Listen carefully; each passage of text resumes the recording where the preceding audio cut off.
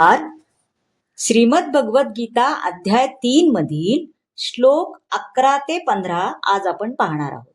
श्लोक 11 पाहूया.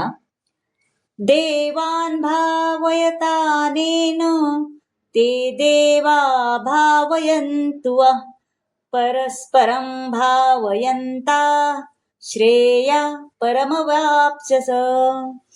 भावयता म्हणजे संतुष्ट झाल्यावर आणि अनेन म्हणजे या यज्ञाद्वारे यज्ञाने संतुष्ट झालेल्या देवदेवता तुम्हालाही संतुष्ट करतील आणि या प्रकारे मनुष्य आणि देवदेवता यांच्यामधील सहयोगाने समृद्धीचे साम्राज्य सगळीकडे पसरेल. आता आत्म्याच्या पोषणासाठी आवश्यक काय? वायू, प्रकाश, पाणी यांचा पुरवठा करण्याचे काम कुणाकडे? देवाकडे सोपवलेले असते ना. काही यज्ञ विशिष्ट देवतांना संतुष्ट करण्यासाठी असतात आणि श्रीकृष्ण हे स्वतः सर्व प्रकारच्या यज्ञांचे भोक्ता आहेत. भोक्तारम यज्ञ तपसा, म्हणून शेवटी यज्ञपतीला संतुष्ट करणे हाच सर्व यज्ञांचा मुख्य हेतू असतो. यज्ञ केल्याने मनुष्याचा आहार शुद्ध होतो आणि शुद्ध आहार ग्रहण केल्याने त्याचे जीवन शुद्ध बनते. त्याने स्मृती शुद्ध होते आणि जेव्हा स्मृती शुद्ध होते तेव्हा मनुष्य मोक्ष मार्गाबद्दलचा विचार करू लागतो. किती छान सांगितले बघा. आता श्लोक 12 पाहूयात. इष्टान भोगान निरो देवा दास्यन्ते यज्ञ भाविताः तैदत्तान प्रदायेभ्यो यो भुक्तेस्तेन एव स. इष्टान्न म्हणजे इच्छिलेले, भोगान म्हणजे जीवनावश्यक गरजा, स्तेन म्हणजे चोर.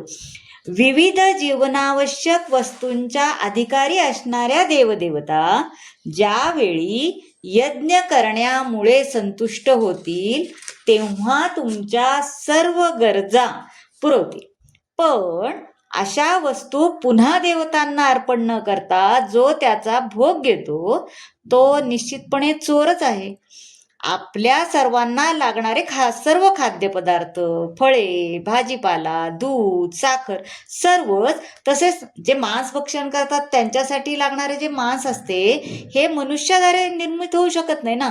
तसेच उष्णता, हवा, प्रकाश, पाणी ही मानव निर्मित समाजाद्वारे होऊ शकत नाही.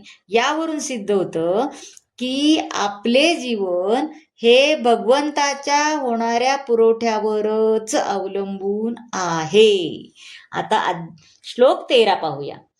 यज्ञशिष्टाशिनः सन्तो मुच्यन्ते सर्व किल्बिषै भुञ्जते त्वगं पापाये पंचन्त्यात्मकारणात. यज्ञशिष्ट म्हणजे यज्ञ झाल्यावर जे शेष राहते ते. आशीन म्हणजे खाणारे आणि किल्बिषे म्हणजे पापापासून भगवन भक्त हे सर्व प्रकारच्या पापांपासून मुक्त होतात, कारण ते सर्वप्रथम यज्ञाला अर्पण केलेले अन्न ग्रहण करतात. संतजन हे भगवंताशी दृढ प्रेमामध्ये मग्न असल्यामुळे ते कोणतीही गोष्ट सर्वप्रथम भगवंतांना अर्पण करतात, है की नाही. आणि जे भगवंतांना अर्पण केल्याशिवाय ते ग्रहण पण करू शकत नाहीत. जर सुखी व्हायचं असेल तर संकीर्तन यज्ञ करण्यास शिकवणे कृष्ण भाविक भक्तांना अत्यावश्यक आहे. नाहीतर जगामध्ये शांती नांदणे शक्य नाही. आता श्लोक 14 पाहूया. अन्यान् भवन्ति भूतानि पर्जन्यादन्न संभव यज्ञात् भवति पर्जन्यो यज्ञा कर्म समुद्भव.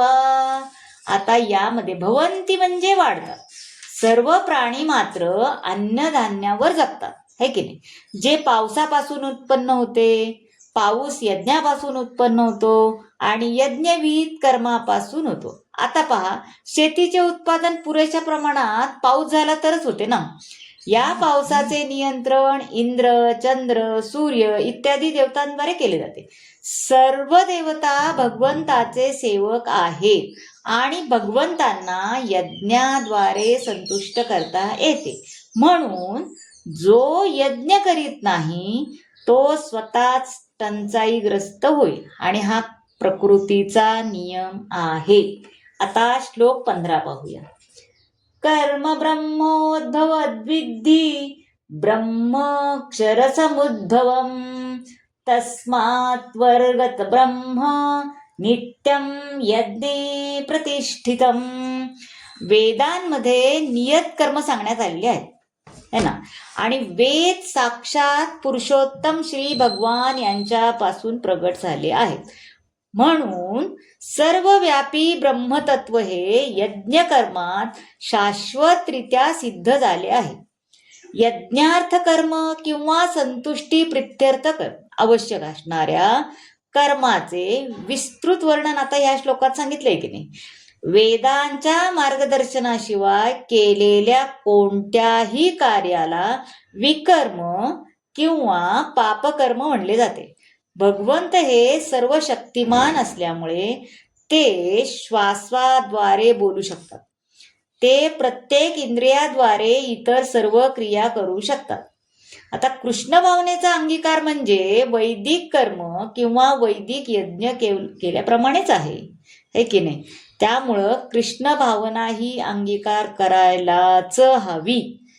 तर मंडळी, कसा वाटला आजचा भाग नक्की सांगा. तुम्हाला जर आवडत असेल तर लाईक करा, शेअर करा, सबस्क्राईब करा आणि व्हिडिओला शेअरही करा.